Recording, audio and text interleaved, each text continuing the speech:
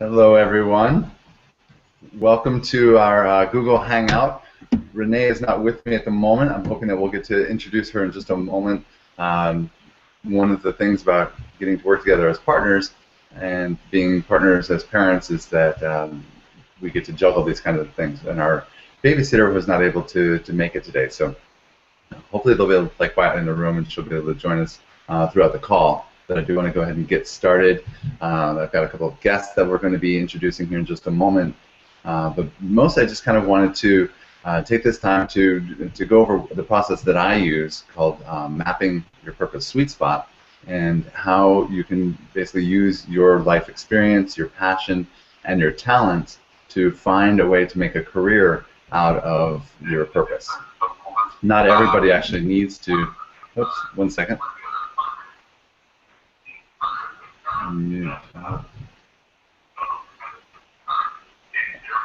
One of our guests today is actually not able to connect by Google, so I've got her on my cell phone, and that was doing feedback, so I just turned that down. Linda, I will be joining you in just a moment, bringing you on by phone, and also I have with me Melanie Tormos, and we'll be going through their life map to find their purpose sweet spot here in just a second. So again, today what I'm going to be covering is, first of all, who we are. I'll be bringing Renee on here shortly to talk a little bit about how we work together as a team, and then why we put together the Aligning with Your Purpose workshop series. And then basically what we're going to cover is we'll do a little bit of a wrap-up, a review of the calls and kind of what we learned from the series. And we'll give you a sneak peek at something else that's going to be coming up, a new free series of training videos on how to now take your message and turn that into a business. So you'll be getting an invite to a free series about that. And then we'll go through the mapping your sweet spot process and bring on some volunteers to show you how it works. So first, let me start by saying hello. For anybody who doesn't know me, I'm Mark Porteous, author of Maximizing Your Human Experience and co-founder with my wife Renee of Max Your Life. And again, hopefully she'll be down in a minute to at least wave and say hello. So while I've had the privilege myself of being able to host this event and speak to all the really cool guests, Renee's been behind the scenes doing all of the technical work. She gets all the fun stuff. I say that in quotes because for me, I'm not the technical person, and it's very, very challenging. In fact, that's one of the reasons that we've put together this process, this workshop, is that in the process of doing our own work to align with our purpose, we found that many of our clients are really in need of her work, her structure and organization, and her technical skills. So we are bringing her out more from. She's been called the wizard behind the curtain for a long time, and now she's kind of stepping up main stage, and will be in more of the training programs and doing a lot more of the interaction. And again, I wanted to touch on why we put together Aligning with Your Purpose workshops. And again, for the last 6 months especially, but even really for the last 2 years, we've been really trying to hone in on what is our purpose, why are we here? I've known for 20 years that I was on a spiritual journey, but didn't really know what to do about it. I kind of put it on the back burner. And then 4 years ago, our twins were born, and I realized that I couldn't just keep putting it off, that if I did that, I would be robbing my children of their passion. So I decided that I would leave my job and do something more meaningful with my life. I finished my book, and I realized that that was kind of my exit strategy for my job, was to start helping people to live more in alignment with their purpose. And in order to do that, I figured I had to be aligned as well. And that's when we discovered that Renee's skills were very needed, and mine were really about bringing people together. So that's really what I'm going to be focusing on, is connecting people. And up until this time in our training program, which was called Transformers Mastermind, we used this process of life mapping to get clues on how you could actually turn your experience, your passion, your talents into a lucrative career. So we're going to go through that here in just a minute. But during the whole process of getting clear on what our purpose was, we found out that we were getting really frustrated, and that we were being overworked. We had a really, really busy spring. After a very long, cold winter, we moved from Florida to Ohio in June of last year and went through the coldest winter in 50 years, our coldest winter of our life. And after we got out of that in the springtime, we did 5 launches in 3 months, both between our launches and our clients. And we were starting to feel a little bit of burnout. We wanted to make sure that we were really not just spinning our wheels, that we were on track. And I realized that if you're out of alignment, we were out of alignment, we were heading in the right direction. That was one of the things we did figure out, is that we were doing the right thing, we just weren't focused in all the right areas. So that's why I brought in all of these specialists, because these are the people who I talk to help me get back on track. So just to kind of review, actually real quickly, in this workshop we're going to cover the 3 roles of transformation, 6 different stages of living in your purpose, and you'll learn to map your purpose sweet spot. And this is something that you can do all on your own. We're going to go through all the questions, and you'll be able to see how easy it is. And that's going to be a lot of fun if you've never done this. And those that are my guests today have already filled out about 14 questions that we'll be using here in the life mapping process.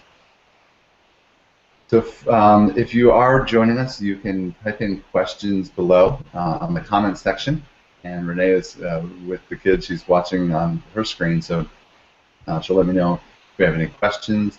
And I'll get to all of those after we get through the examples. So real quick, to do a little wrap-up review for anybody who may have missed some of the calls.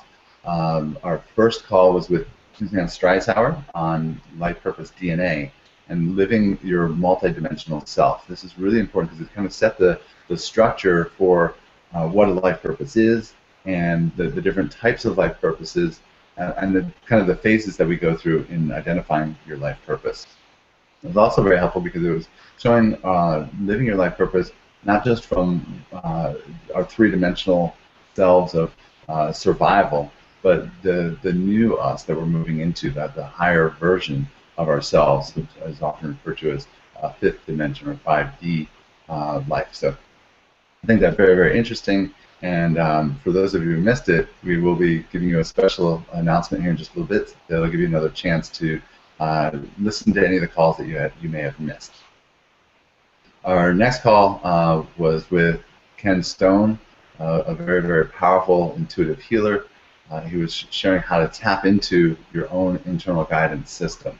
And I really believe that that is the key for getting clarity moving forward. So once you already have your purpose, you kind of have a direction where it is, you'll need constant guidance every day, making decisions, and being able to tap into your guidance, I think, is a really powerful way to stay clear and stay on track. The next one was Sharita Starr. She was sharing the true meaning of your name and birth date. We talked about, in fact, several different speakers talked about how when we're born, we have these imprints that are locked into our DNA, and a lot of that has to do with astrology. Sharita was talking about how it has to do with numerology, and that numbers are really, some people call them the language of God. Speaks in number science, which means how physics and everything else works. So that was a very interesting call. And then our next call was with Burry Foss on genetic imprinting with human design, which is a mix of astrology, the chakra systems, Kabbalah, and I Ching. Very new science, but it's very, very accurate. And we had quite a few people who have already talked with Burry and set up to get us a private reading with him. Renee and I both have them done. It was amazing to hear things about ourselves that we hadn't heard before in astrology or any of the other modalities that we've used. What was really interesting was to see how we work together. It can really pinpoint strengths and weaknesses and how to better improve relationships, and not just in personal relationships, but in work relationships. There's a lot of that. And then yesterday we had Olga Belova. Dr. Olga Belova was sharing how you can find out very, very specific details about your life purpose from your fingertips, and that the handprints themselves show how much on track you are. You know, where you are actually staying on track to follow your purpose, in the areas where you may be off a little bit, and how to get more in alignment. Another very, very powerful call, and if you did miss it, we'll give you a chance to listen to that this weekend. And then finally, our last call last night was with Connie Nash. She showed her 5 Ps for empaths to find their purpose. And empaths really are just anybody that's very, very sensitive. I think most of the people that are registered here are empathetic to some degree. You feel other people's energy and emotion. It sometimes can be very difficult and there's a lot of chaos going on.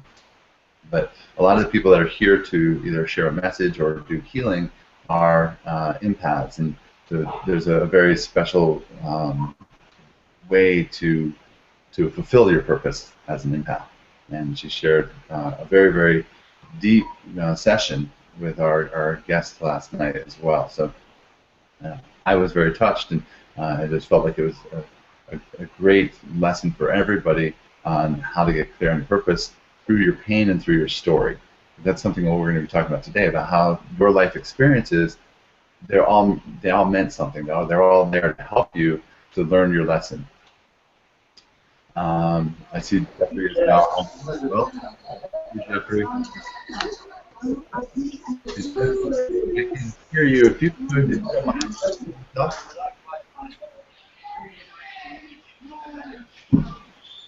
Jeffrey, thank you for joining us. Can you turn off your mic? Jeffrey? Good deal. So, sorry about that. Jeffrey, I'll bring you on in just a moment, and as well as Melanie. But again, that was our last call, and then today, now we're going to be talking about life mapping. And I already explained all that, so I won't go into any more detail. The next thing I wanted to just mention was the 6 phases of living your purpose. And Suzanne had a really nice layout about how it is in her system, which I'll be working with a lot more as well, and sharing more of those details. But I wanted to kind of go through the 6 phases that we work with in our brand, Thriving in Your Purpose. The first step is awakening to your purpose. And if that's where you are right now, if you're just discovering it, it can be very scary. You might not. There's a lot of fear based around the change, and am I going to be able to survive, or who am I to do this? There's a lot of mindset issues that go along with that. Once you are awakened to your purpose, and you know that there's something bigger out there, it's very difficult to go on not being on purpose. And when you start to notice a lot more discomfort in your life, you know you should be doing something else. And you might start moving into D, which is becoming your purpose. In that process, again, it's this feeling of change. You might find that you have changes in your relationships, changes in your work, even sometimes changes in your health. You might go through health crises and all kinds of other stirring up of emotions and things. And then the next part is clarifying your purpose. And this is the part where a lot of the work that we've done now is very, very helpful. So even though people might have some idea of their purpose, when you clarify it, you find out specific aspects. For me, four of the aspects that we've been very clear on now from doing this work is understanding our gift, or our blessing, our essence, who we are at our very core, what our message is, and what our mission is. And these 4 aspects of purpose, I think, are all very, very important. Dr. Olga Belova talked about different aspects of your purpose. The lesson that you came here to learn, the school that you're in, and what your mission is. So there's different types of, like I said, different aspects of purpose. It's not just one definition. But getting very clear on that will help you to know how to move forward with it. And the next stage is actually delivering your purpose. If you're out there, if you know that you're a healer and you're out there healing, then you're on track. You're delivering your purpose. But a lot of people I know that are delivering their purpose are still struggling. And if you're in complete alignment, there's no need for struggle. You should be able to attract all the people that you need, live an abundant life, have lots of joy and balance in your life. Because that's a big part of it. If you're working all the time and you're not getting to enjoy life, then we want to be able to fix that as well. So that's the delivery. The next part is excelling. When you start to excel in your purpose, everything is in line. You know that you're making decisions that all fit with your highest purpose and your highest vision for yourself, and everything just kind of flows. That's when you're in the zone. And then from excelling, that's really the next step towards thriving in your purpose, where you're just constantly living in the zone. And that's what we've realized is our goal, our purpose, is to help visionaries, messengers, and change agents to be able to thrive in their purpose and not to be struggling, and not to be putting it on as a side job. So one of the things that we talked about with Dr. Olga Belova was that not everybody needs to make a profession out of their purpose. You can do it as a volunteer, you can do it as a hobby, and we'll look at that as part of the life mapping. But if you do want to actually make a living doing this, and you want to really thrive in your purpose, then this life mapping will be really, really helpful for you, because you're going to look at not just what you want to do, what you like to do, your skills, but actually how to make money at it by looking at where is there a need for that. We'll go over that in just a second. So those are the 5 different levels, or the 5 different phases of living in your purpose. So the next thing I wanted to do, and I was hoping that Renee would be here, and again, hopefully she'll pop in at some point when the kids are settled down to say hi and introduce herself. But we're going to be unleashing or unveiling a new program called Thriving in Your Purpose. And all of you today are going to be the first ones to have a chance to see that. In fact, on my speaker page right there, you can look at the special offer. We'll talk about it a little bit later, but this is a program that's only available through the weekend, this special offer, and then we're going to be launching the Thriving in Your Purpose program in the next couple of weeks. So you'll get a chance still to stay to become part of that program, but the offer that we're offering today is just for this weekend for being part of this Aligning with Your Purpose program. And then the next thing I wanted to cover before we go into the life mapping process is the 3 roles of transformation. There are 3 ways that you can be part of this whole shift that we're going through. And really any kind of transformation, whether it's supporting a business, supporting a movement that you believe in, just sharing your message even. You don't necessarily have to go out there and be in the front as a leader, but that is one of the roles. And many of you, whether you're conscious of it or not, are leaders in your field. And that's the highest form, I think. Well, I guess they're all very, very important and relevant. So let's just go through. The first one is participant. You can just be a participant of a movement or an organization by educating yourself, developing yourself, get involved, go to events, signing petitions, voting, investing your money wisely and your time wisely, and making sure that you're spending your time and your money on things that support what you believe in. So for instance, if you're into nutrition and you don't want to support GMOs, genetically modified organisms, buying organic food is an important part of being a participant. The next step is to be a support, which is a volunteer, or you can fund an organization, promote an organization, assist them. So you may want to start telling your friends to sign petitions about GMOs and getting rid of GMOs. You might volunteer in the organization to take phone calls or to send emails, whatever else, or even just sending money to support the work that you're doing. And the third step is leadership. This is where you're actually out guiding people. You're championing the cause. You're being a role model, and you're teaching people, you're rallying support, and getting other people to participate and support your cause as well. And that's really what we're looking to help people who are ready to step into that leadership role.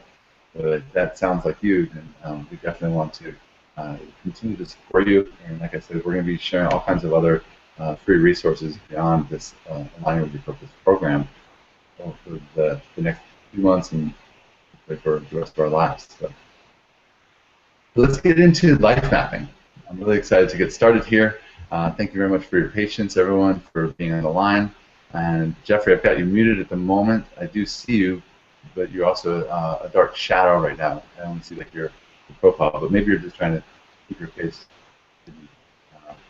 We're going to bring Melanie on here in just a moment, and then I'll take you off with mute and talk to you too. First, I just want to kind of go through the process real quick. So to help you create your own life map, I gave everybody a list of about 14 questions. In fact, you can download those right on the speaker page, and you can also look at the whole workbook. On the front of it, there's this Venn diagram. If anybody hasn't seen the Venn diagram, it's just basically overlapping circles. And we have 4 different circles on that diagram. The first one is your love list. This is the things that you enjoy. And this, to me, is the most important one to start out with because it's about your passion. And I believe that your passion is like your compass of joy, as Barbara Marx Hubbard, a very famous futurist, refers to it. So being able to follow your passion, if ever wondering, what should I be doing, whatever really makes you excited and fills you with joy, that's what you should be doing. But now, how do you do that in a way that is, when I say align, I don't want to overuse the word aligning with your purpose, but that is in alignment with your core values, so that it reflects really what you came here to do.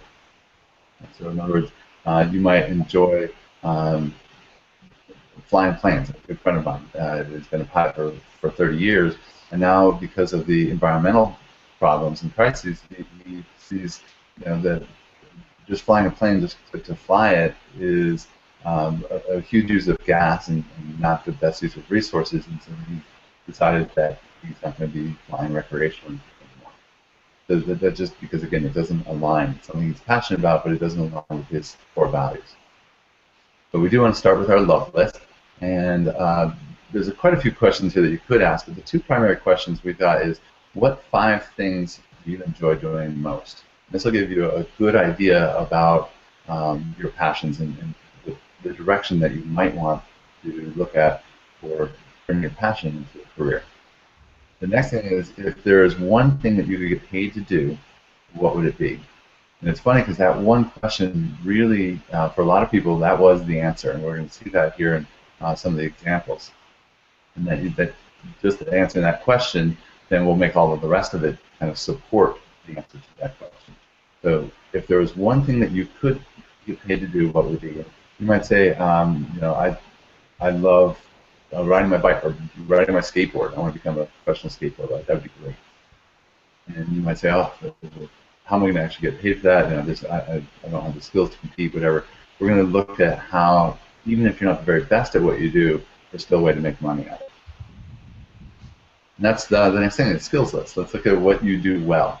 And you may be surprised, actually, at how much you actually know. And the first thing to look at is, what are your natural talents? What are you naturally good at? And what do you do that other people acknowledge you more than you do yourself? So for me, one of the things that I have learned that I do very well is to empower other people, to make them feel good about themselves in a very authentic way. That it's not something where I'm telling somebody something that I don't really believe, but often I'm able to help people see strengths in themselves that they don't see. And for a long time, I didn't even see that in myself. So that was a strength in myself that others had to point out to me. And you might, again, have this way of just making people feel at home, making people feel safe and comfortable. You might be really good at explaining things, being able to teach. There are a lot of teachers that know their material very well, but they don't actually know how to teach it because they know it so well they can't really relate to people who may not have as good of an understanding. So if you've ever had a math teacher who was brilliant, but you couldn't understand anything you're saying, that's kind of a good example. So understanding what other people say about you as your talent that maybe you don't recognize. And then what are your learned skills? What is your level of formal education? This often will give you a kind of a good idea about what you were pursuing, whether it's conscious or subconscious, and just the information that you have available to help other people. And then what other additional teachings have you received? Any kind of licensing, to be a certified massage therapist, a trainer, anything that you could be certified or trained in, just writing down all of the extra training they've had. I've had tens of thousands of dollars of sales training through my previous work, so that's a big part of it for me. In fact, you'll see, or I'll just tell you now, that when I first started using this process for myself, I was looking at my skills and I said, I've done lots of corporate sales training, but what my specialty was that although my boss thought I was really lousy at sales because my closing rate was really low, I had the highest actual that were sticking with the company. I did something which I call sales integrity training. I taught people how to sell based on people's needs rather than just forcing down what you want to sell on them. And I had a great return for people coming back to me for buying more services and referrals. And after a while, my company said, "Oh, whatever you're doing is working, and I want you to teach other people how to do that." when I left the company, I thought, oh, that's what I'm going to do. I'm going to go out and coach people in the corporate sales world on how to sell with integrity. And after going through this process of life mapping, I felt like that was something that I was good at, but it wasn't something I was passionate about. I saw an even bigger need in my passion about people who were out there doing good work that were struggling to survive. And so I said, well, why don't I teach these heart-centered entrepreneurs how to sell themselves, and so that way they can move from surviving to thriving. And that's where the whole thriving your purpose kind of started.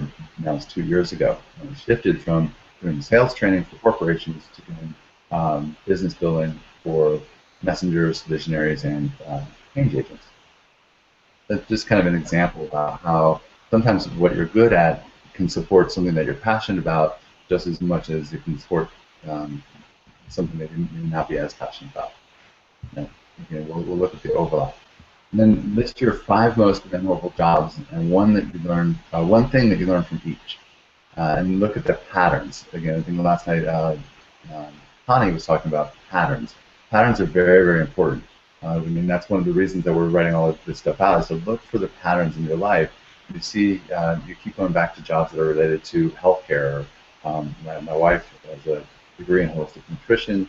She worked for insurance companies processing insurance claims. She worked for a doctor's office processing insurance claims. And so we see that relevance. And now we're supporting a lot of people that are doing major changes in the healthcare industry, and it just feels like it's a natural fit. We understand how that has played into her purpose sweet spot. So if you take now the skills list, that all the things that you know that you're good at, and then the love list that you created first, the area that they overlap, this is called your passion zone. These are the things that you're passionate about, but not necessarily stuff that you can make money on.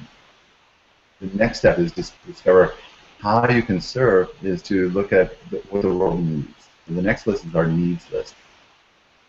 What does the world need? And to answer this question for yourself, you can look at what groups or organizations have you enjoyed, whether it's Toastmasters, Boy Scouts, the SHIP Network, Hospice, breast cancer awareness, any type of volunteer organization.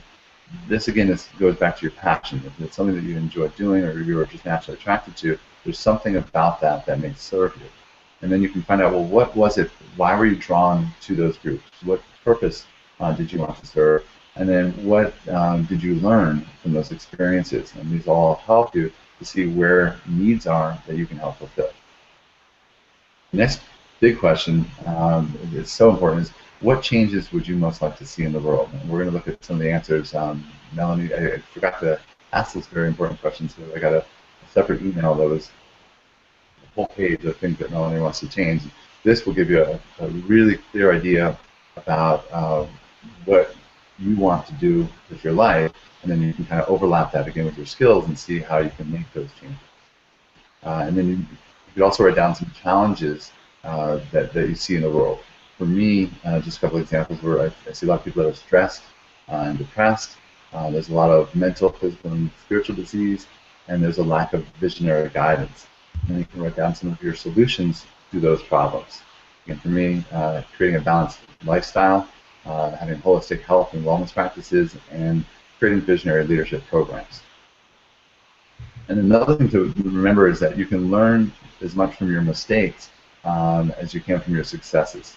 And in fact, it's a lot easier for most people to relate to your challenges than it is to your victories. So in the presence of adversity, whenever you've gone through challenges, what have you done well? And maybe it was a physical issue. You were having a heart issue, and you were able to change your diet and improve your health. Or what would you have done differently? Maybe some of the modalities that you've experienced in going through a health issue weren't very effective for you, or they were counterproductive. Let's say you were stressed out and you started taking anti-anxiety medicine and found out that the side effects were actually worse than the problems that you were having originally. So then you can say, this is what I did, next time I would do it differently. That's a very valuable lesson that you can teach. So this gives you an idea of what needs that you can address. And again, you may be surprised by how many things that you do well, but then finding out how you get paid for them is the missing key that we'll be talking about. So where needs and skills overlap, this is your vocation zone, or your, I call it avocation zone. Basically, this is a good place for hobbies or volunteer work, but not a place to be making money. To thrive in that zone, that vocation zone, there's one more very important question to ask, and that's what will the role pay for? And money may not be your motivation for the work that you're doing, but it can be one of the solutions that help you to serve others. So for a lot of people that are giving people, caring people, whether healers or teachers, especially you'll notice that in the nurses or school teachers, is that they're very, very giving people, and then they're not worried about taking care of themselves. But the better you're able to take care of yourself, the better position you'll be in to help other people.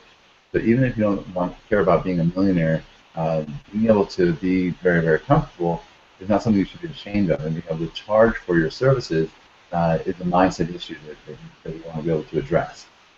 I was raised by my mom and two sisters who are all social workers, and they're all very good at helping other people, but for a long time they were really struggling to take care of their own family. So I'm very familiar with this mindset issue, and it's something that in this industry we really, really need to address in order to make the shift. So let's look at the pay list. What would the world pay you for? And you can look at what problems have you paid other people to resolve in your life. And these could be problems about your health, your finance, and relationships, your mission, your spirituality, anything along those lines. We know that primarily the three biggest things that people pay for in coaching is health, finance, and relationships. So you kind of look at those areas. And then what have you learned? What solutions can you offer now that you would have paid for in the past? And what problems do you face right now that you would pay to resolve right now? A lot of times you can coach from where you are. You don't have to have all of the answers. You can be going through the process yourself. The same thing with aligning with your purpose. This tool that we're going to use today was the only thing that I used to help my clients get really clear on their direction. And I found out there were all these other little tools that we could use that added a lot more detail to the process. I feel like this really gives people kind of a more thorough idea of all the life experience of why we chose maybe even some of the challenges that we did, going to college and then dropping out and saying, oh, from that I ended up getting this job experience. So we're going to look kind of at your history as a whole and see how it all kind of fits together like a puzzle. So the two bonus questions, these are the bonus intuitive questions. What type of transformation do you believe that you're meant to offer? And most people, it's one of three things: either teaching, healing, or offering a message, sharing some type of message. Teaching and healing can often overlap with being a messenger as well. So what type do you feel? Are you more leaning towards being a teacher, a healer, or is there some other form of transformation that you see yourself offering? And then finally, what is your level of commitment to your mission? And it could be overall in life, what is it? And then what is it immediately, right today? Are you ready to step into that transformation? So I'm at the 12:30 mark. I want to jump into the demos. There's a few other things I was going to cover, but I'm going to skip that so we can get into our call. I've got Linda on the phone line. I've got Melanie on. She was the first one here, so I'm going to bring up Melanie.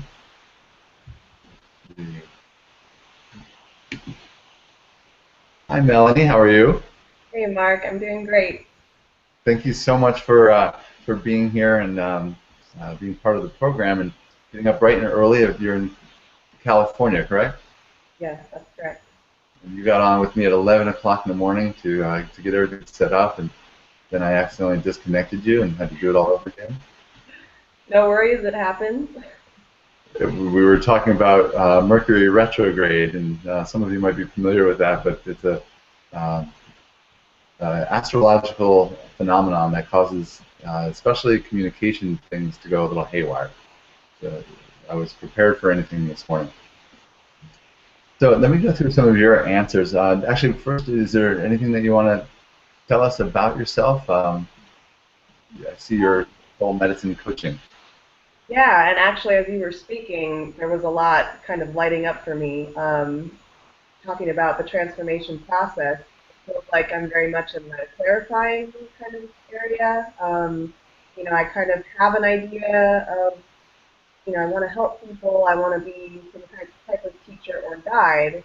I'm just not quite clear on how I can do that and who I need to be reaching and how I can reach them. So I'm very excited to be here, and I think I'm going to learn a lot. Thanks for inviting me. Awesome. Well, you're very welcome, and thank you for being here. And it's funny because yeah, I was thinking about you, and I went through and highlighted a lot of your answers. I went through all of them and put down some notes. So um, let's go through first with your answers. What five activities do you enjoy doing most? You wrote down. Um, First thing was spending time with animals, and this includes domestic animals or wildlife, watching. Hiking, cooking, gardening, designing, art making. And I highlighted time with animals because it was what you put up there first, and I thought that was very interesting. Um, all of it just seems very, very holistic to me anyway, and so I can feel that in your nature. Um, so that gives us just kind of an idea of what you enjoy. And then if there was one thing that you could do to get paid for, what would it be? I would love to get paid to design gardens for people, or somehow work with animals, rehabilitation, research, or conservation. And so I wrote down a question here: what's holding you back from pursuing either of these? And Um, I think a lot of it is I recently graduated with an MFA, and so I've been focusing on art for a lot of my life. And I've also been teaching yoga for about 9 years. So I recently took a trip to Costa Rica, and I feel like since I got back, it's like, okay, this is time to make a change, and I'm kind of overwhelmed. I don't really know where to begin. beautiful. Well, So different from what I've been trained for, that it's, yeah, it's kind of overwhelming. overwhelm. Good. Yeah, and that I think overwhelm is one of the main challenges for most people. So clarity. It's funny that you said that that's kind of where you are. Clarity will really help you with the overwhelm. In fact, even if it's just a matter of trying to put a project together and you feel like, oh, there's so much to do, and when you can put it together in a list and say, okay, here's all the things that have to be done, you can be like, oh my God, that's a lot to do, but now it's clear, like, okay, now I see what has to be done, and you can kind of do it. So if we can help clarify this for you, I think that'll help alleviate some of the overwhelm and maybe help them move forward in that. One of the other major reasons that a lot of people don't pursue that one thing that they would love to do, or the one or two things that they would love to do, they either think they can't get paid for it, or they don't see a path to being paid for it, or they don't feel qualified. Like you just said, you just finished school. You're like, well, I don't have the experience. How am I going to, charge people to do either of these things when I don't really have the experience?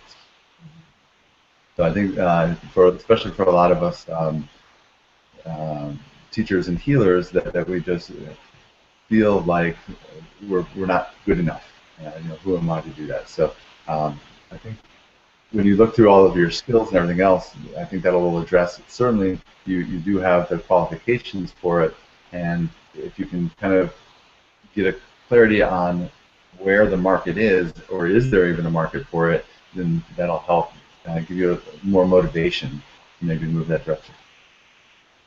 One thing I would say is that I'd love to get paid to design gardens. And then I'm like, wow, I had never heard of somebody that gets paid to design gardens until a year ago. My mom paid somebody a lot of money to design her garden. Uh, that's what he does. He's up north, so I'm like, how do they even have professional gardeners where it's snowy all winter? But yeah, she had her flower garden all redone. It's absolutely gorgeous, and now I found out that there are people that do that for a living. So that's interesting, and there's all kinds of work that you can do with animals. So we'll look at again your whole map to see how that might work. And then list your five most memorable jobs and one thing that you learned from each. This is really, really critical because this is your experience and what qualifies you to do the work that you're doing. First of all, massage therapist. I learned so much about human anatomy. I highlighted.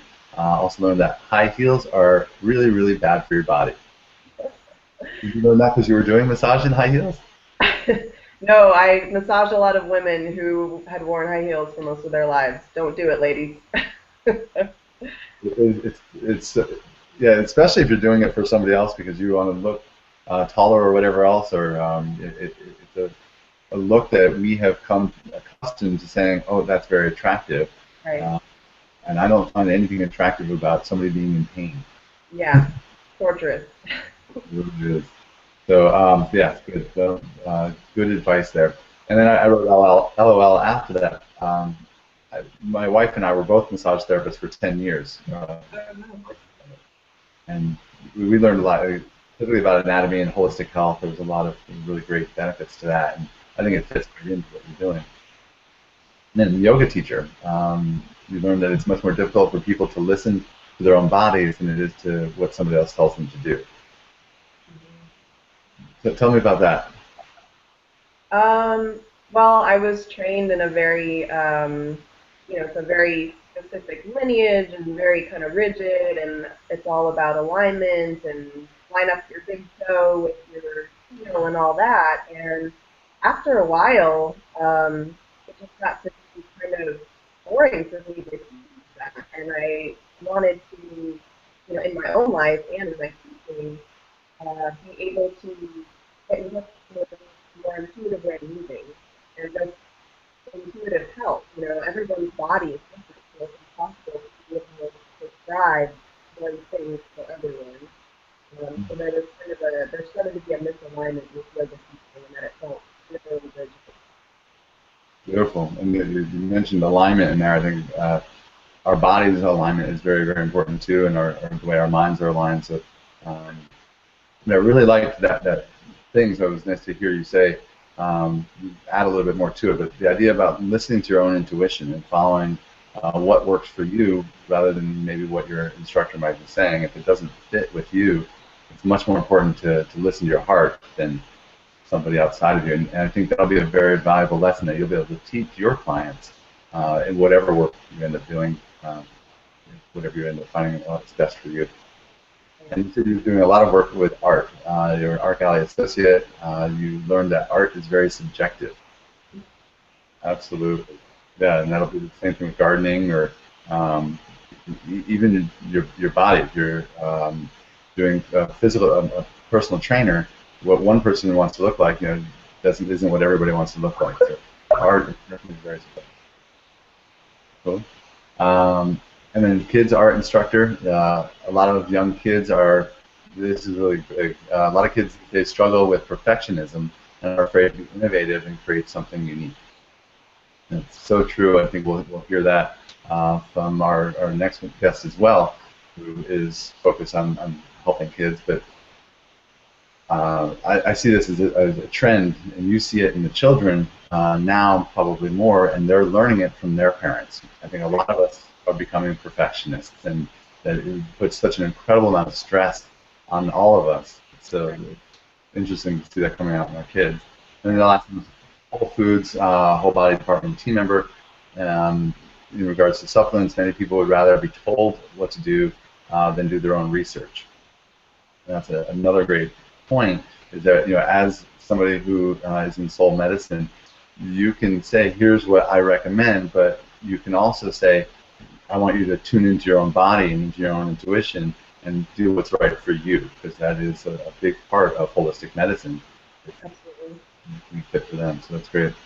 And then what groups or organizations were you in? I've enjoyed being a part of, and I'm not sure who Liz D'Alto's Wild Soul movement is, but it sounds really cool. And also the E-Women's Network for Women Entrepreneurs. That made me write a little note. I want to introduce you to a friend of ours, Amy Serafini, who does a lot of work with women's empowerment. And, I feel like you two might be a good match for supporting each other, so I'll make sure to make that connection for you.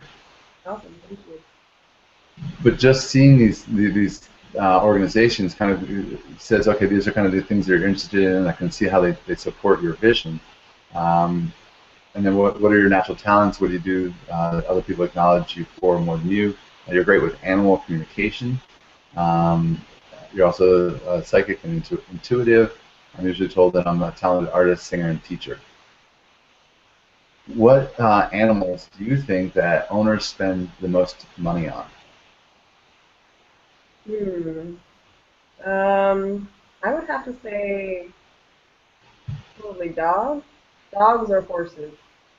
And I would have got first guessed dogs. I thought there were more dog owners, and there are, but horse owners have a lot more money. Right. They do spend a lot more money on their horses.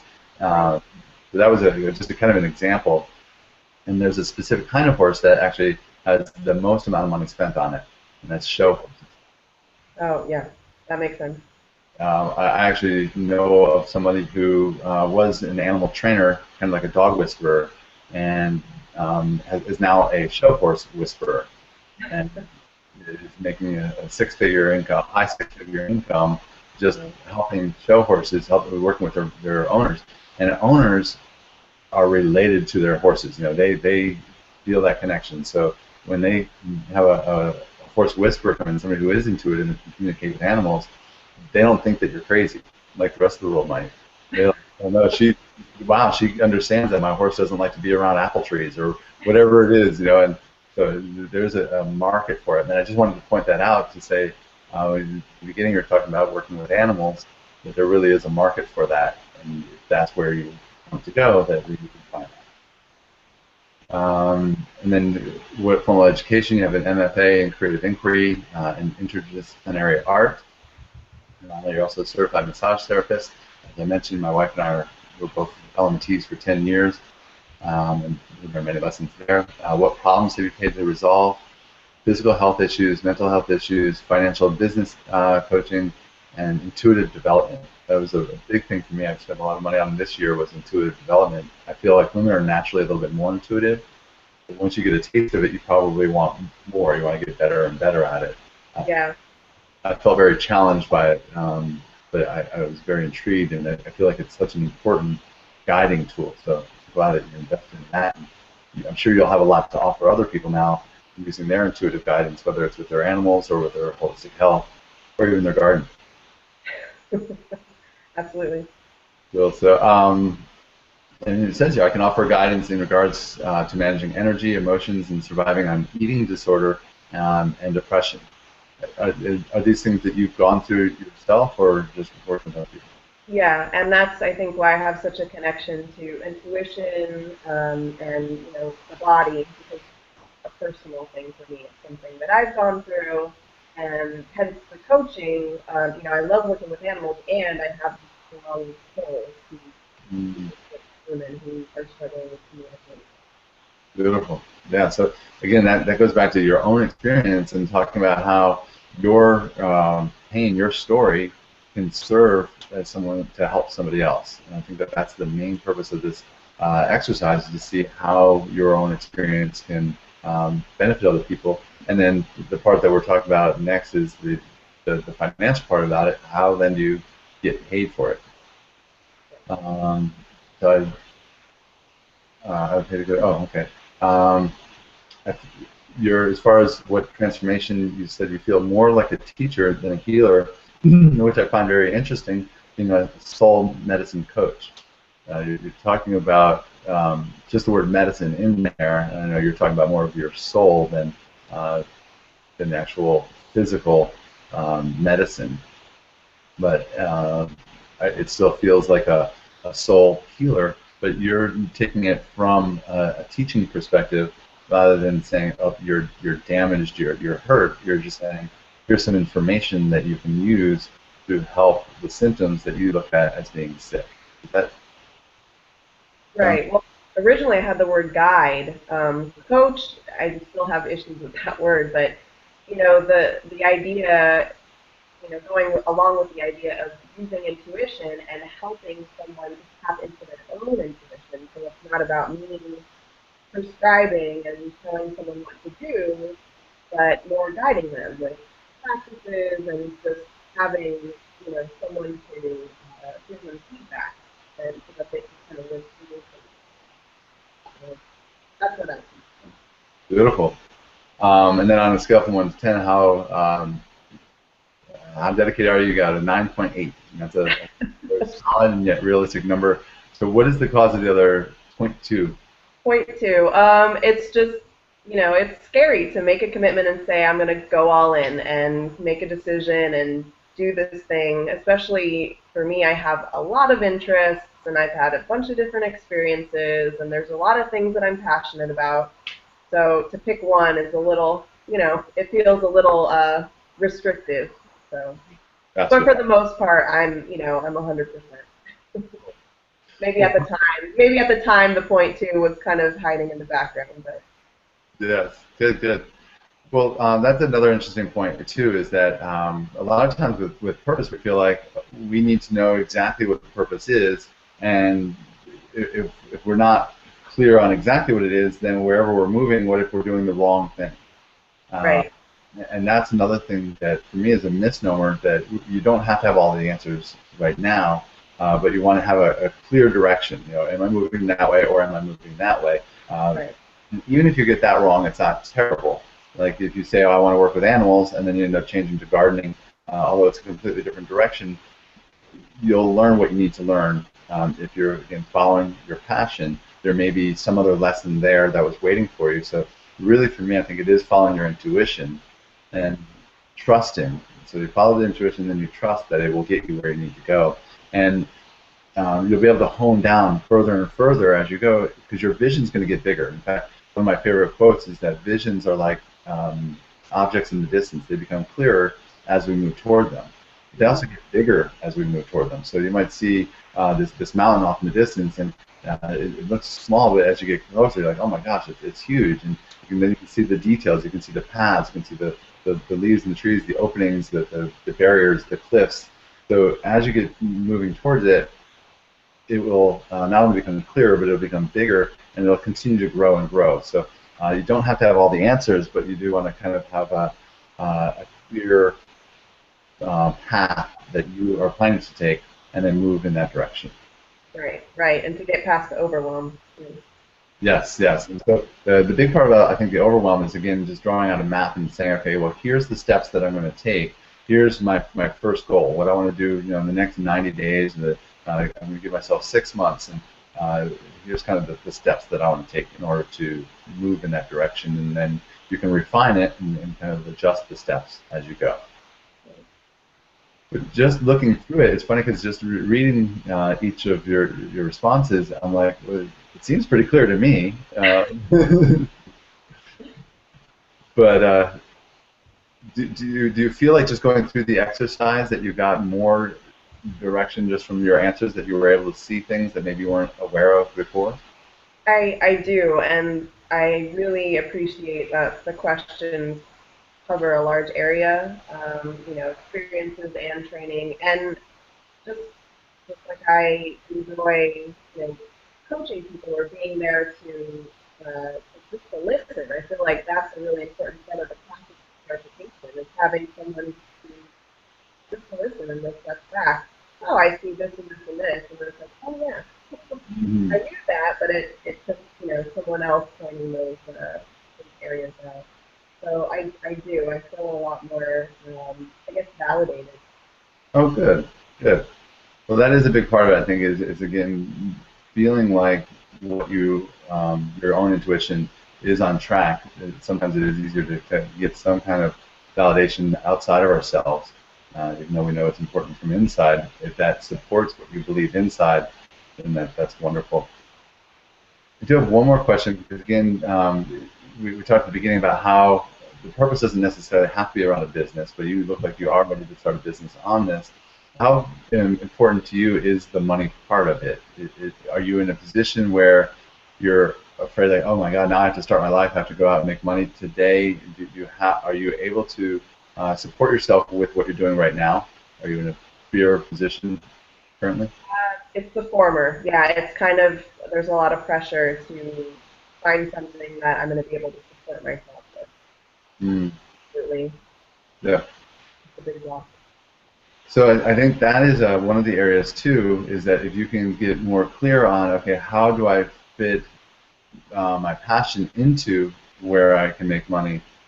That'll also give you more clarity and confidence to say, okay, I can see that. So what I would do with you next is then to look at the areas that we talked about where you can make money at doing it, and seeing which of those areas felt like intuitively that you were most passionate about, that just felt to you like the right direction to move in. And then we would actually outline, okay, well, what are the steps?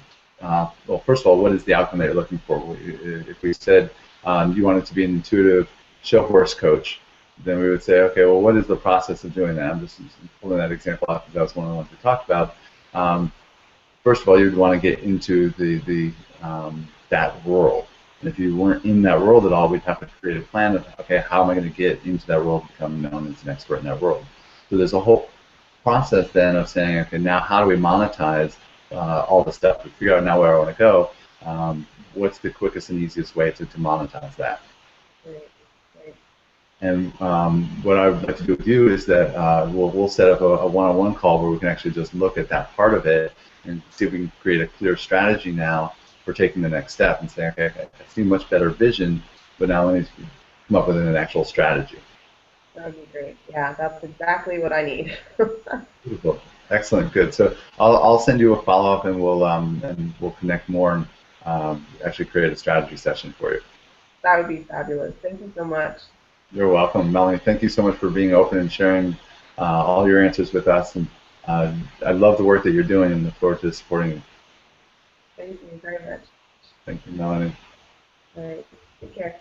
Thank you. Take care. So, Jeffrey, you are no longer on screen. If you want to come back on, I can pull up your screen and take a look at it. But for right now, let me go to Linda, who's actually on the phone.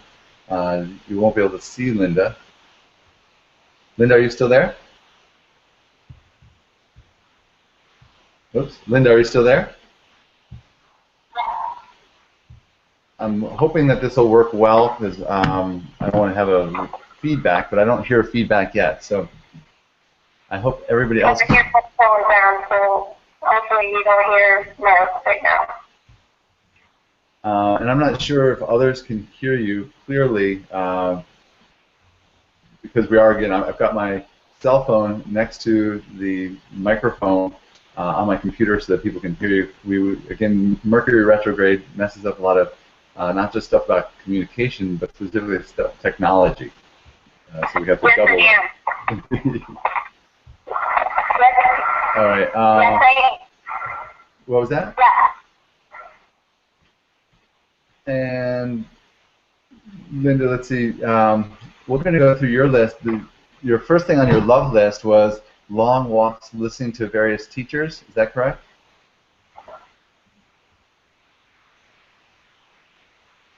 Oh, did I lose you, Linda?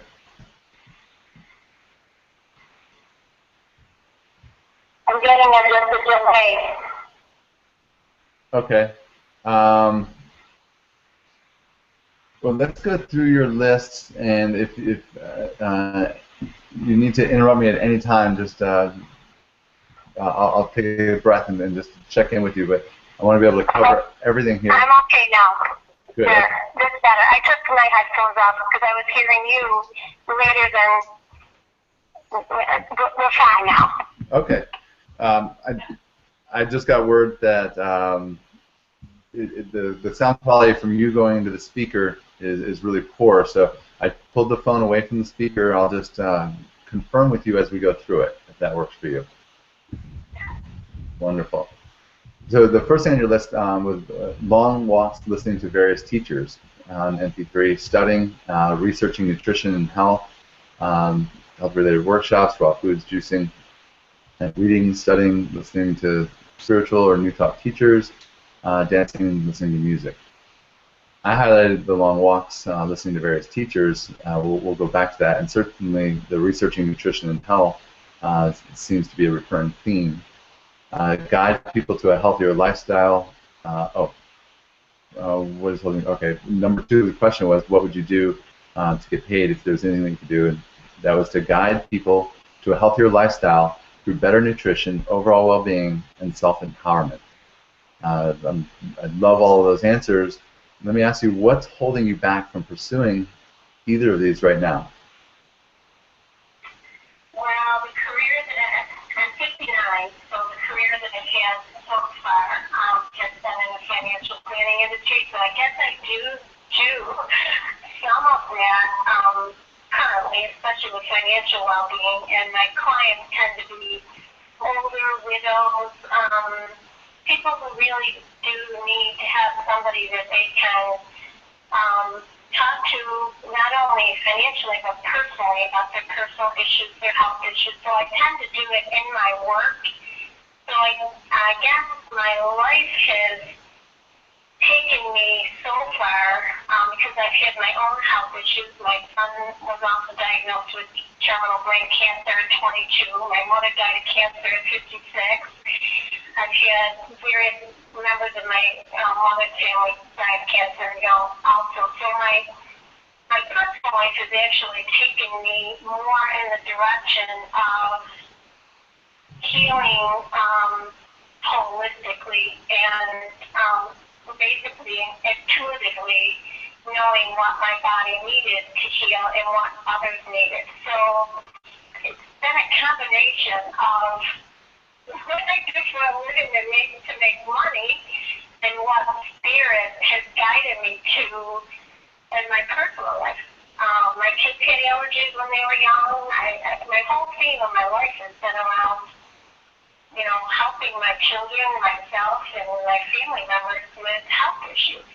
My husband's insulin-dependent diabetic. It's like these things keep coming up. And until I actually put it on paper for you, I could even notice where all that was in the background and how important it was for me in the next 20 years and what I'd like to do when I say my semi-retirement years and my passion, what my passion really is at this point. So I'm not just trying to make a living. I've already made a living. Now I want to live my passion. That's so beautiful. So there are a lot of important things that you said there. One of the most that I want to pull out was that you said you didn't even see the patterns really until you wrote it all out, just answering these questions. And I think for a lot of people, you don't even really... Say that again? It was great. I didn't see it, and I got done with it, and I went it to my husband, and my husband was like, wow, Yeah. It is. It's your next 20 years. Exactly. Well, that's I get chills all the way down to my knees. It just rolls all the way through my body because that's such an important revelation for you that I don't really need to coach you through this. You wrote it out, and you can see for yourself the answers. Because for me, I went through it again and highlighted it and wrote down some notes, but when you go through this exercise, the answers kind of pop out for you. You don't really have to do too much. But the other thing is that you and Melanie are both very intuitive, so you're able to kind of feel through that intuitive side. Even for you, looking at all of the health issues that you've had with your family, other people would say, oh, God hates me. And for you, you're saying, oh, this is an opportunity, or this is forcing me to address issues in a different way, and that's an opportunity for you. I remember telling a friend of mine that, because I believe a lot in the law of attraction. I'm certified to teach a course, and I've always been, very positive and optimistic, and I believe that everything happens for a reason. And I kept saying, why is this happening to me? Why are all these things happening? Not in a negative way, but like, there's something here I need to help others with. And I didn't know if it was going to take me more in a direction of spiritually and emotionally helping people, through depression and things like that. But now I can put together the pieces because nutrition and diet and gluten and some of the things that we consume are actually causing a lot of the allergies, the diabetes, the autoimmune diseases, the depression, and by eliminating a lot of these things and really detoxing our body, the rest of stuff falls away. And I had to do that with myself because I had leaky gut, and I had to diagnose myself with it because everyone wanted to put me on something. And most of my friends my age have some autoimmune disease. Hashimoto, rheumatoid arthritis, just you name it, and I don't. And at 60, I can honestly say I feel better at this point in my life than I've ever felt before. But again, it took the process of putting all the pieces together to get me to where I am, and the studying, and the analyzing, and the reading, and doing what I do, what I love to do actually now. And that's another thing. I mean, you've said so many really important things. One of them is that you have put in the effort. It's not like you're just now waking up and saying, oh, I need to figure out my purpose, and now I'm going to start putting in the effort. You've been putting in the effort all your life, and now it's just about putting all the pieces together and seeing how they fit. And the idea about looking around, even the people around you that have these illnesses that you don't have, that's another sign. And being able to see how all of that fits into your puzzle just makes it much more clear about your path and your direction. So congratulations on everything that you're already doing, and I'm glad that just kind of writing out the answers has helped. But we'll go through kind of quickly to at least look at how your answers came out and how it all fits together. So when you talk about your skills, your first jobs, your primary job was a cashier, learned to relate and communicate with other people. The second job was a sales rep, and that was something I did for 20 years. So I agree with you that you learn a lot about self-confidence.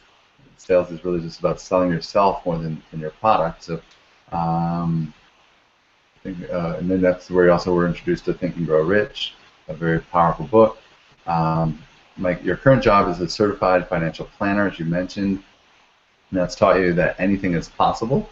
That's a huge gift to have gotten from that. And more importantly, that you are the creator of your life, and then also service and making a difference. So these are really powerful lessons that you learned from your current job, and you've been there for over 20 years, so it makes sense that you would get so many deep insights from that. And then as far as education, you mentioned Omega Institute, Landmark Education.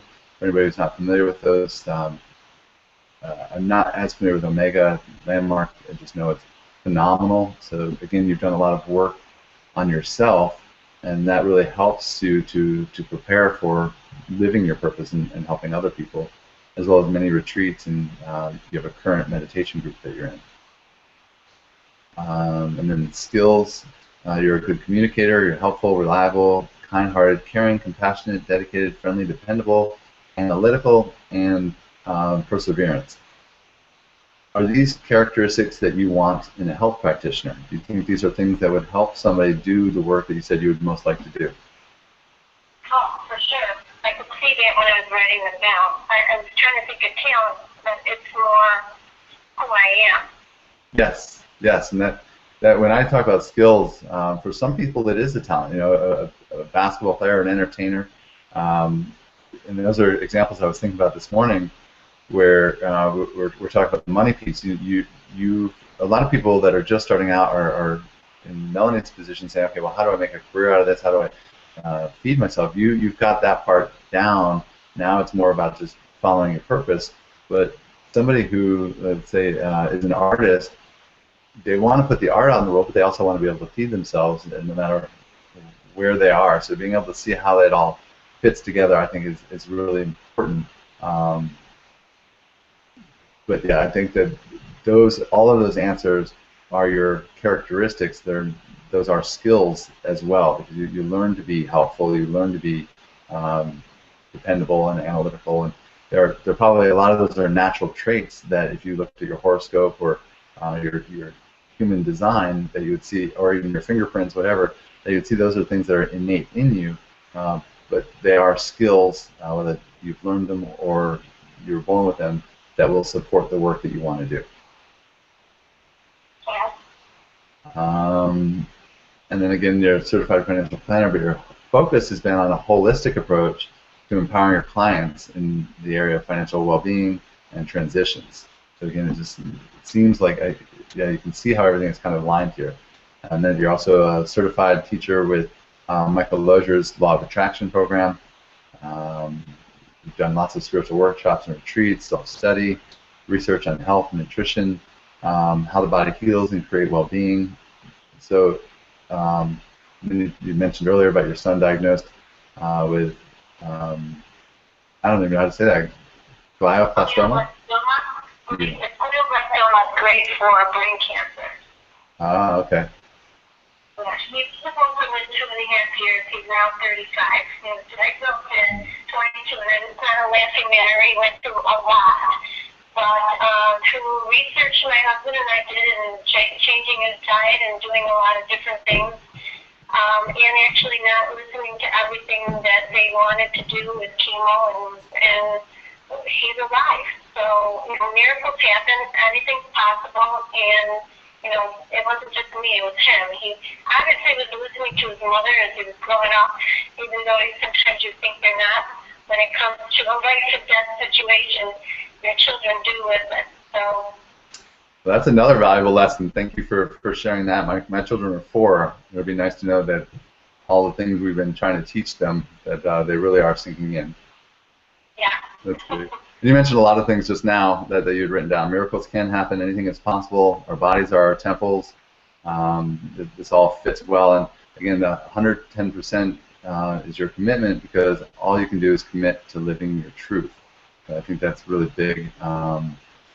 What's the biggest challenge in guiding others to a better lifestyle? Oh, so that was a question I had for you. Is what is the biggest challenge then in guiding others to a better lifestyle? And I wrote, is generating revenue part of the challenge? And you were just saying that that's really not the piece for you. I'm a financial planner, so I would hope that I can use my future pretty good. It's really doing what I love and making a difference in the world and giving back is my mission. And, however that's going to look, like I said, I think writing this down has guided me or given me some impulse to look at and see intuitively what feels good and just being present to hearing it or seeing it when it comes. Beautiful. Good. And what do you think is then your biggest challenge right now for moving forward in that direction? Is it around clarity? Is it around, is there fear about what other people do, or is it about making the wrong decision? What do you think is your biggest challenge right now in moving in that direction? I think it's being able to separate myself from my current job, because there's a lot of responsibility that I have with my clients, and I don't want to leave them too early. So I'm just basically absorbing what I can from life and seeing where it's going to take me. But I would say it's me. And again, I'd like to have some kind of certification. I don't know if it's important or not, but if I did do something that was more around coaching or guiding, I want to find the right program that fits me, integrity-wise. So, right. And it will come when it's time. I believe that. So. Good, good. And that's another thing, is that I feel like there's a sense of urgency where you know that what you're doing is important, but it's not like you need to stop what you're doing right now and all of a sudden just turn into a different direction and move full force. You want to have a comfortable transition, what I call making the leap. You just kind of want to step over there. And I think that's an important part for any visionary, anybody who's wanting to follow their purpose. One of the first things that I learned at a Hay House Movers and Shakers conference, when they were talking about following your passion and all this, was rule number 1 was don't quit your day job. And they usually say that because they don't want you to put yourself in financial jeopardy, but it's more than that, and especially what you're talking about, it's a lot more than just yourself. It's your other responsibilities, and you feel responsible to your clients. I think that's a very valuable characteristic.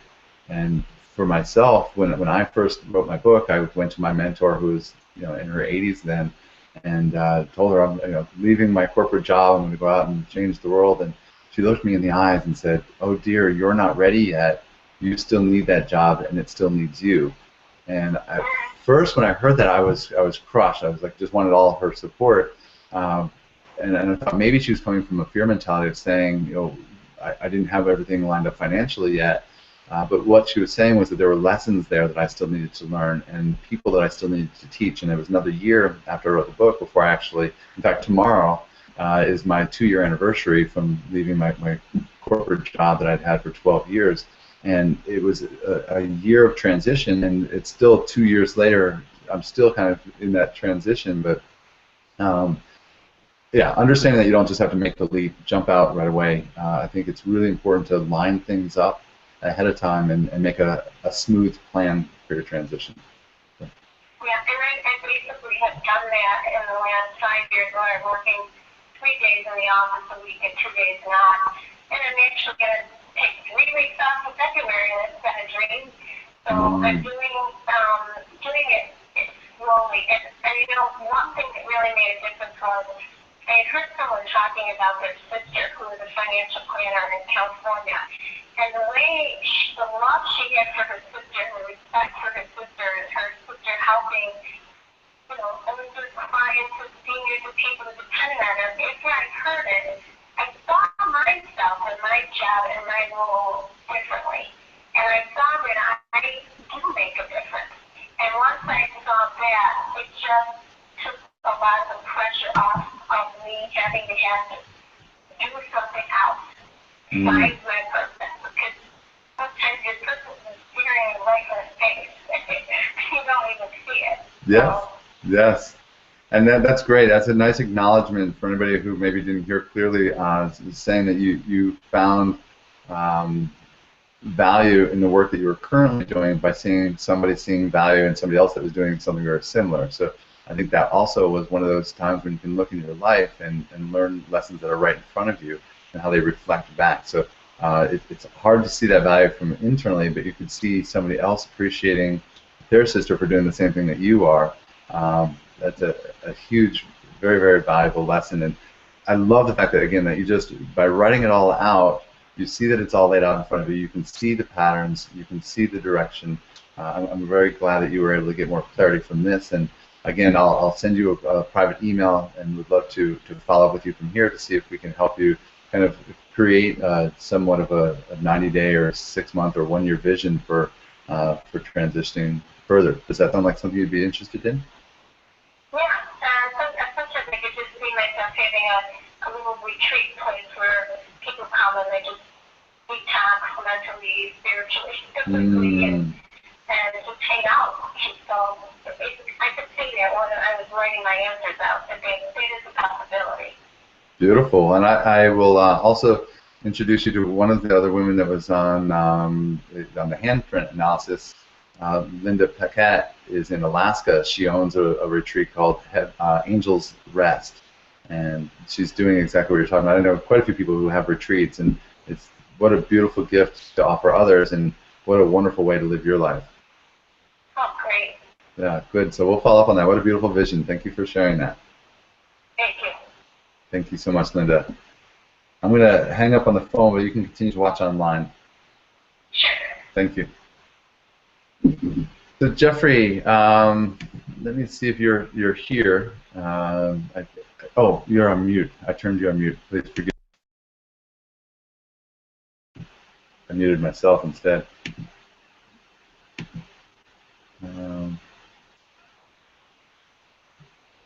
Oh, maybe you've got your own mute on. Oh, no, that was me. But Jeffrey, I don't see you on screen, but I've got your answers here. So if you pop back up, I'm going to put me back on the screen.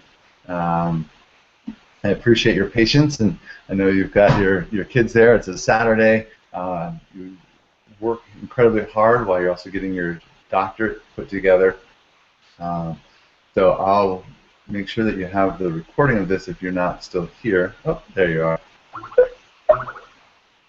Can you? I think you might have yourself on mute because I took you off of my mute.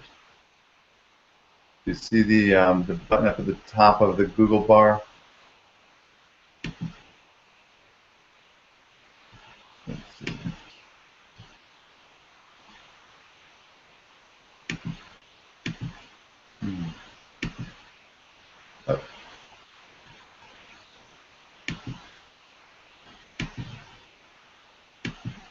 Are you able to unmute yourself?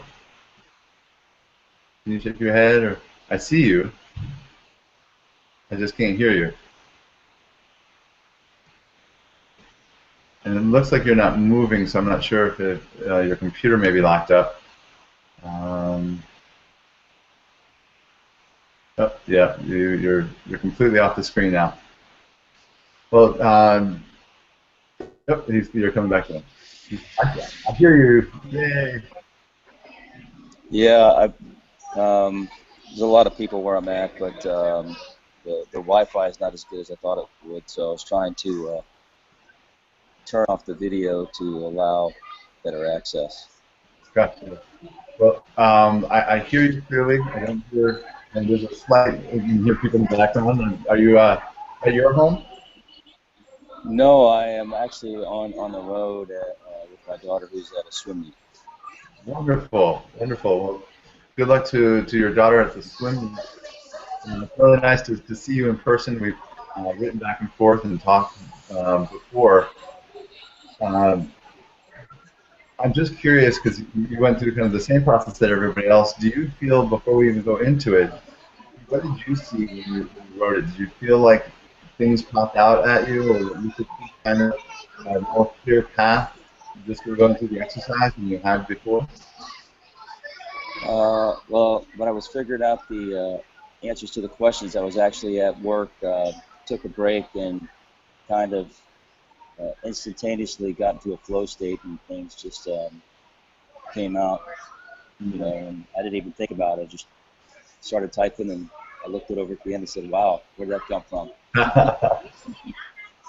That's so good to hear, because again, there's a process that we can go through where you're looking at, again, at the overlaps and trying to get some very, very specific answers. But I think really just going through answering the questions really helps most people, where they don't.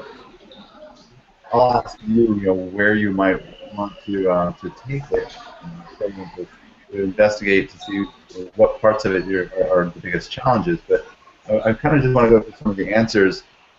How, first of all, I like that you said you didn't put a lot of thought. That's the idea. You don't want to really put too much thought into it. You want to do it right off the top of your head. You also said you got into the flow and with the zone. That really helps. Taking a little break, taking a deep breath. We're doing it when you're all stressed out and trying to think about too many other things. So that's an important part of the process, is just kind of let it just pour out of you. And what 5 things do you enjoy doing most? You go helping people, especially those who can so that's very interesting. Family time, especially doing adventurous novel activities with them. I love that. Reading, studying the Bible, other enlightening material, public speaking, especially cooking, speaking workshops, learning about self-improvement, self-empowerment, coaching. All of these things I feel very much in the direction you want to move, and especially when you're having a small business that works with younger people that can identify their gifts and set up a path to find or follow their dreams. My first question was for you: why young people? I seem to connect, I think, with younger people, and maybe it might be because of my upbringing, my mother and father. I never met my father, but my mom got divorced a lot when I was younger. I was the first kid in the first marriage, and she got married 6 or 7 times by the time I was 15. So maybe it has something to do with that, but I think also that they are who they are. They don't have all the baggage that I think adults have, and they're very easily, I think, to connect with, because they're so pure for the most part, and open to what people have to say. I love that. All those answers, I think, are very, very relevant. But the last one you said is something that I look for in clients of any age, is that they're coaches. It's very, very difficult to work with somebody who isn't committed to their change or isn't willing to follow any advice. So if you've got someone that's very, very rebellious and really challenging, your past experience, though, will kind of explain a little bit too about how all this would seem to fit really well So this are 5 most memorable jobs, and one thing learned to me. First one, USMC instructor to every new officer training to Marine. Again, talk about working with young people and people who um, have a variant in coachability. And for some people were very, very easy to whip and shape, where other people were probably much more. Um, Teaching others well is important for their and your success. You wrote that, and I wrote, "Wow, isn't that true?" And that's the motto of any team. You want to be able to teach them well. You're often special forces, and you know, knowing your job well, being able to execute at a moment's notice, protect those around you, and improve their chances of survival. You're a youth sports coach. Again, this fits right in there. I can learn new and life-changing things from the youngest children. And maybe that answers the previous question I asked you about why young people. It's true. Not only are you able to help them, and it feels really good to be able to change somebody's entire life, but also that you can learn from them. So it seems to fit. And then also the PBRN inspector for USMT, Inspector General, on discrepancies in errors in unit programs. You learn that training is important, less important than helping them improve and better prepare for combat. Uh, as a joint master, you learn the detail for organization and conducting training operations is vital. And this one I love. The more you sweat in peacetime, the less opportunity for failure and for fatal errors in wartime. And that's an analogy really for life. Like if you're working out, if you use good form when you're doing your physical training, and when you're in the real world, you're not going to put you're lifting a box. You're not going to use your back. Um, that whole preparation of being ready for the actual event, I think is a big part of it. I just wrote down that preparation. And then what are your natural talents? Working with groups of people to gain consciousness. And one of the ones I loved here was not taking yourself too seriously. It's such a valuable skill. And what is your level of formal training? You know, the BS in psychology,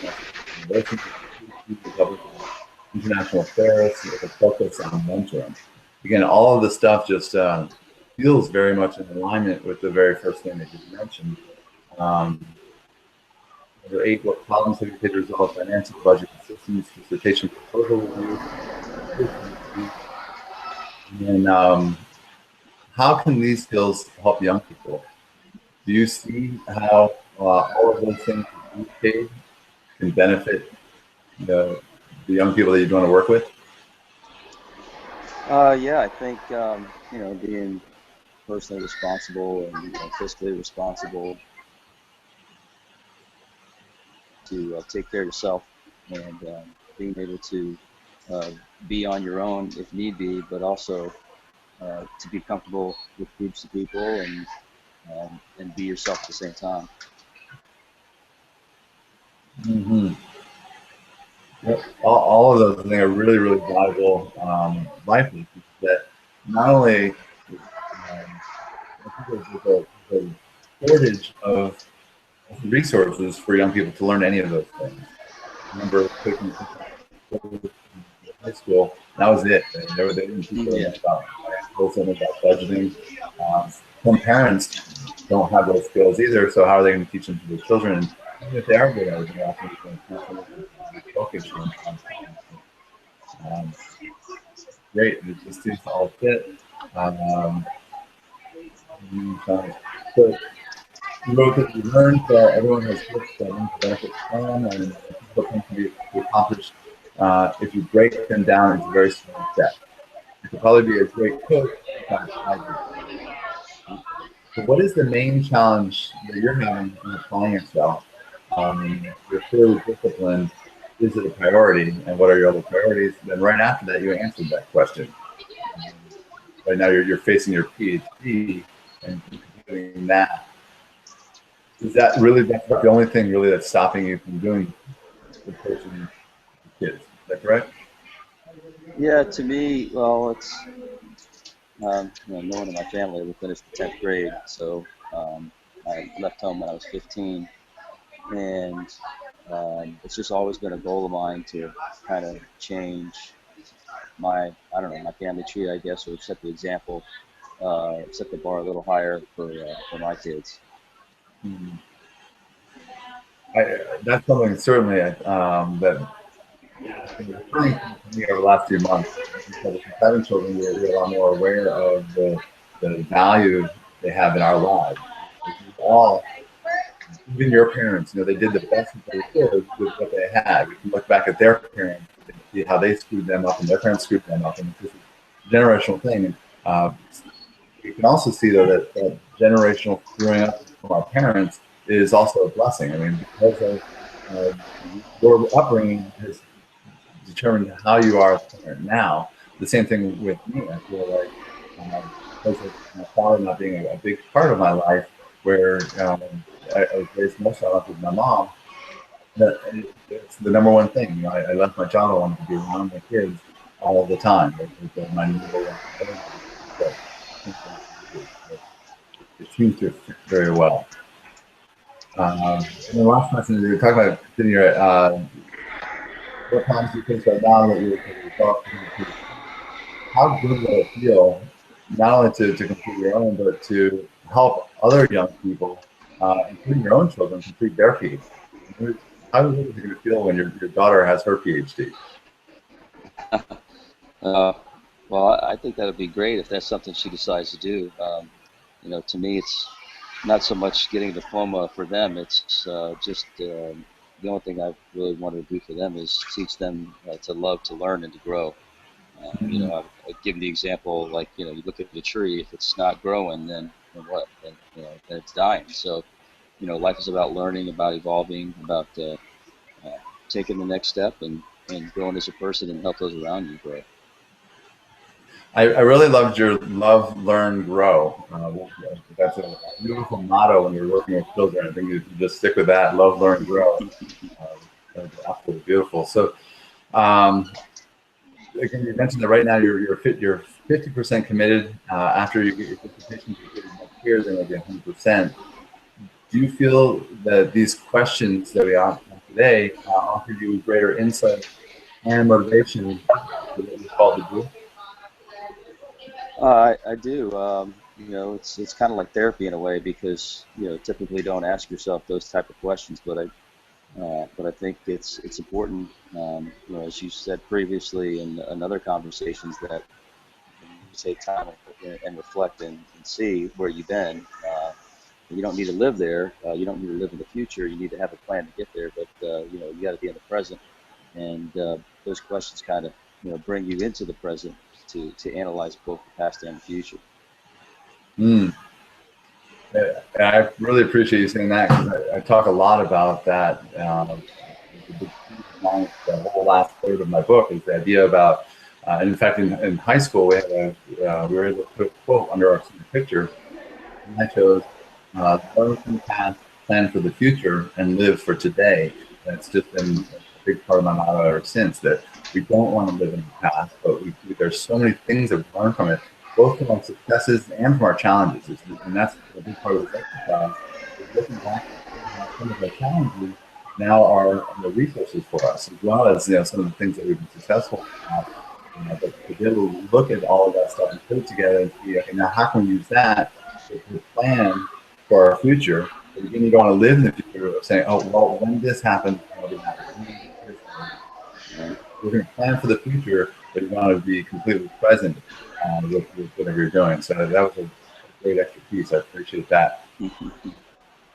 So in closing, I know that you're still working on the dissertation. Is there anything else that I could add value to help you with clarity? What are your comments or feelings at this point? No, most of it for me is, I've heard the saying that you always have time for the things that are most important for you. It's, right now the job is taking a lot of time. I'm heavily involved in the Ebola relief effort, Mm. and that's kind of, I'm on call 24/7 for that right now. Luckily, we're able to put in two area medical sites over the last week, so that the people in West Africa don't have to wait 3 to 5 days to find out if they have Ebola. That now they find out in 3 to 4 hours, so they know. And it's been pretty tough getting that equipment in there and getting folks to want to come to those facilities, which now is improving because those who don't have it know a lot quicker, and they're able to go about their lives. And those examples of those people being able to go around and say, hey, that they're clean and everything's good to go, has definitely helped them motivationally and spiritually over there to try to continue on living. And what's starting to get totally out of hand, it's going to get a lot worse before it gets better, that's for sure.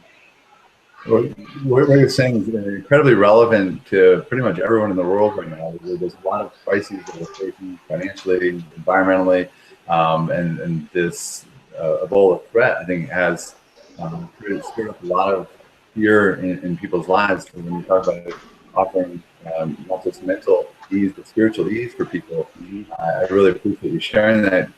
Can you tell us a little bit more before we go about what your job title? You mentioned that you were helping the Ebola crisis, but maybe if you can give us everybody else a little bit more background on that. Yeah, well, the president's speech about 2.5 weeks ago, the DOD was Department of Defense was basically drug in to ask to support the Ebola effort, and DOD, as you know, can deploy anywhere in a short notice, because that's our job. I mean, we have forces prepared for all kinds of situations, whether it's terrorist or whether it's war, whether it's situations like this. And primarily, what we're focused on now is not just the diagnostics piece, being able to help those folks, but we're working on therapeutics.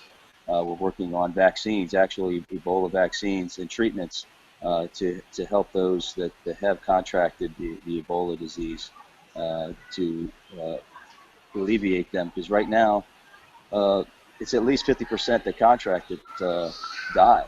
And those numbers actually aren't as bad. We've had some different strains that have a mortality rate of up to 90%. But the effects are devastating when you see how these people pass away, and it strikes a fear in the community. So one of the things that we're also doing is a training effort, because to me most of this is centered around education.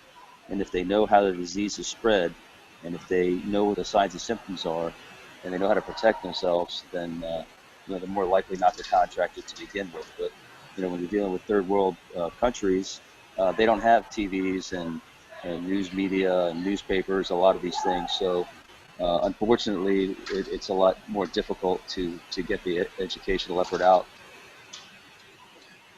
Well, I appreciate what you're doing with that, and sharing again with everyone else that you're doing with the Department of Defense, because a lot of times, no matter what your opinion might be about politics, about war, about any of that, we see a lot of the negativity, but we don't always see some of the positive things that are happening. We see that the Department of Defense is also a great resource to be able to prevent the spread of this terrible disease, and be able to help the people that are suffering from it, about their educational efforts and everything else.